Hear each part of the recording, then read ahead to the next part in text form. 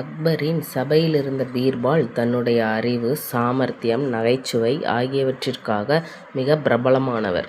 எந்த ஒரு பிரச்சனையையும் தன் மதியுகத்தால் ஆராய்ந்து அதற்குரிய தீர்வை நகைச்சுவை ததும்ப வெளிப்படுத்துவதில் அவருக்கு நிகரில்லை. அக்பர் சக்கரவர்த்திக்கு வெற்றிலை போடும் பழக்கம் இருந்தது. அதிலும் குறிப்பாக சௌகத் அலி தயாரிக்கும் பீடா அவருக்கு மிகவும் பிடிக்கும். அவன் தயாரிக்கும் பீடா மிக பிரமாதமாக இருப்பதாக அக்பர் அடிக்கடி அவனிடமே புகழ்ந்து பேசுவதுண்டு. அந்த சமயங்களில் சௌகத் அலி அக்பருக்கு சலாம் செய்துவிட்டு, பீடா தயாரிப்பது எனக்கு கைவந்த கலை. என்னுடைய 8வது வயது முதல் இந்த தொழிலை நான் செய்து கொண்டு இருக்கிறேன். சக்கரவர்த்தியான உங்களுக்கு நான் பீடா தயாரித்து கொடுப்பதை பெரும் பாக்கியமாக நினைக்கிறேன் என்றான். அக்பர் அன்று முதல் தான் எங்கு சென்றாலும் தன்னுடன் சௌகத் அலியையும் உடன் அழைத்துச் செல்லத் தொடங்கினார். இவ்வாறு 3 ஆண்டுகள் கழிந்தன. ஒரு நாள் அலி பீடாவில் கை தவறி சிறிது அதிகமாக சுண்ணாம்பினை கலந்து விட்டான். அதை தின்ற அக்பரின் நாக்கு வெந்துவிட்டது. உடனே பீடாவை துப்பியவாறே, முட்டாள், உன்னுடைய பீடாவை தின்று என் நாக்கு வெந்துவிட்டது. பீடா தயாரிப்பதில் தலை சிறந்தவன் என்று ஓயாமல் பெருமையடித்து கொண்டாயே, இதுவா நீ தயாரிக்கும் லட்சணம் என்று சீறினார். அலி பயத்தினால் மிகவும் நடுங்க ஆரம்பித்து விட்டான். மிகுந்த கோபத்துடன் அவனை முறைத்து பார்த்தவாறே, உடனே சென்று ஒரு பை நிறைய சுண்ணாம்பு கொண்டு வா என்று கட்டளையிட்டார். அலி கடைக்கு போய் ஒரு பை நிறைய சுண்ணாம்பு வாங்கினான்.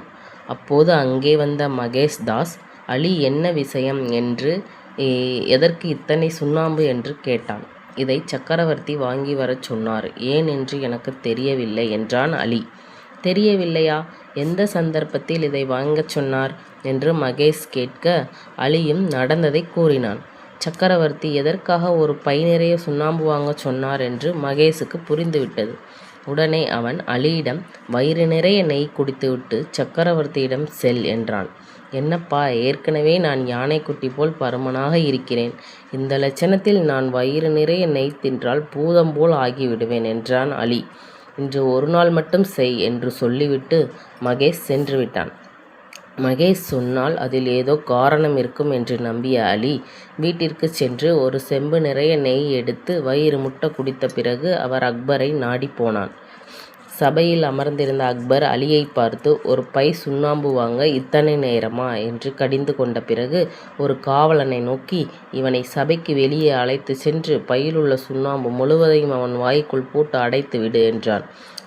அப்போதுதான் அக்பர் தனக்கு தந்த தண்டனையின் கொடூரம் அலிக்கு புரிந்தது. கதற அலியை வெளியே இழுத்து போன காவலன் அலியின் பையில் இருந்த சுண்ணாம்பை எடுத்து அலியின் வாயில் போட்டு விழுங்கச் செய்தான்.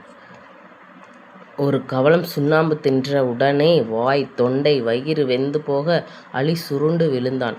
தண்டனைக்குள்ளான அலி என்ன ஆனான் என்று பார்க்க அங்கு வந்த அக்பர் அலி தரையில் விழுந்திருந்தும் சுயநினைவுடன் இருப்பதை பார்த்து, நீ இன்னும் சாகவில்லையா என்று கேட்டார். இல்லை பிரபு என்ற அலி சிரமப்பட்டு எழுந்து நின்று, வயிறு நிறைய நெய் சாப்பிட்டதாலோ என்னவோ நான் உயிருடன் இருக்கிறேன் என்றான். உன்னை யார் நெய் உண்ணச் சொன்னார் என்று அக்பர் கேட்க, அலி மகேஷின் பெயரை கூறினான். உடனே மகேஷ் அங்கு அழைத்து வரப்பட்டான். அவனை பார்த்ததும், பீர்பால், உன் வேலைதானா இது? அவனை ஏன் நெய் சாப்பிட சொன்னாய் என்று அக்பர் கேட்டார். பிரபு, அலியிடம் நடந்ததை கேட்ட பிறகு நீங்கள் அவனை சுண்ணாம்பை விழுங்க வைக்கப் போகிறீர்கள் என்று தெரிந்து கொண்டேன். நெய் தின்ற பிறகு சுண்ணாம்பை விழுங்கினால் உடலுக்கு தீங்கு ஏற்படாது என்று எனக்கு தெரியும். அதனால்தான் அவனை அவ்வாறு செய்யச் சொன்னேன் என்றான் பீர்பால். அவன் மீது உனக்கு என்ன அவ்வளவு அக்கறை என்று அக்பர் கேட்க, அக்கறை அவன் மீதில்லை, உங்கள் மீதுதான் பிரபு. அவன் தயாரிக்கும் பீடாவை நீங்கள் மிகவும் விரும்புகிறீர்கள் என்று எனக்கு தெரியும். ஏதோ தெரியாமல் அவன் ஒரு நாள் செய்த தவறுக்காக அத்தனை பெரிய தண்டனை அவன் பெறப்போவதை தவிர்க்க விரும்பினேன். நீங்கள் அவன் செய்த சிறிய தவறை மன்னித்து விட வேண்டும். அக்பர் சக்கரவர்த்தி மிகவும் இரக்க குணம் படைத்தவர் என்பதை நிரூபிக்க இதைவிட உங்களுக்கு வாய்ப்பு கிடைக்குமா என்று கேட்டான் பீர்பால். அவனுடைய சாமர்த்தியமான பேச்சினால் கவரப்பட்ட அக்பர், நீ சொல்வது சரிதான்.